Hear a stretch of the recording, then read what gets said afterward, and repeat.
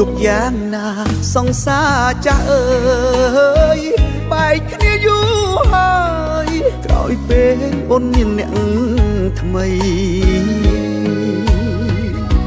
ចោលសង្សារក្រក្លិនភុងក្របីស្រវាអ្នកថ្មីព្រោះតែដុល្លារឃើញគេកាន់ស្គរចន្លោអូនលេងអូនដោយកូនក្មេងវែងហត់លោតឆ្លេឆ្លាសុខចិត្តដេកយំក្នុងផ្ទះវីឡាក៏មិនប្រាថ្នាសោយក្នុងខ្ទមតែអូនហ៊ានលោតឆាត់បាត់ភាពស្មងសដូចឆ្នាំងសម្លលែងស្គាល់រងវេភ្លើនភ្លេចខ្លួន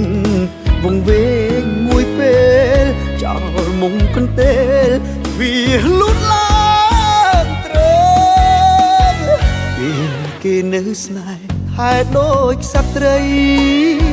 ពេលអត់អស់នៃស្រីដូចស្មៅក្រោមបាតជើងបើពុកអូនគេងដូចគេ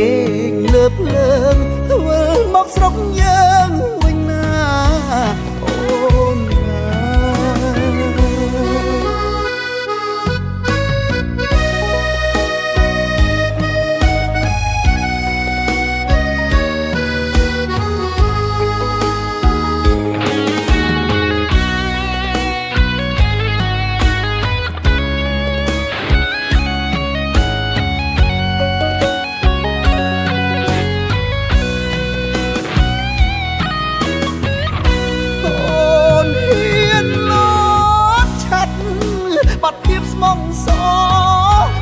ដូចឆ្នាំងសម្លលែងស្គាល់រងវេភ្លើនភ្លេចខ្លួនវងវែងមួយពេលចោលមុំកន្ទេលវាលូតឡើងត្រេងគេនៅស្នេហ៍ហេតុដូចសត្វត្រីពេលអត់អស់នៃស្រីដូចស្មៅក្រោមបាតជើងបើពុកអូនគេង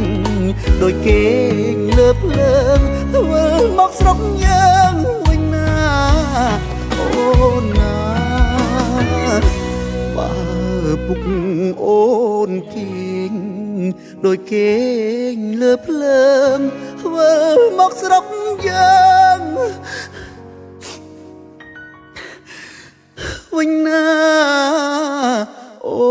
នណា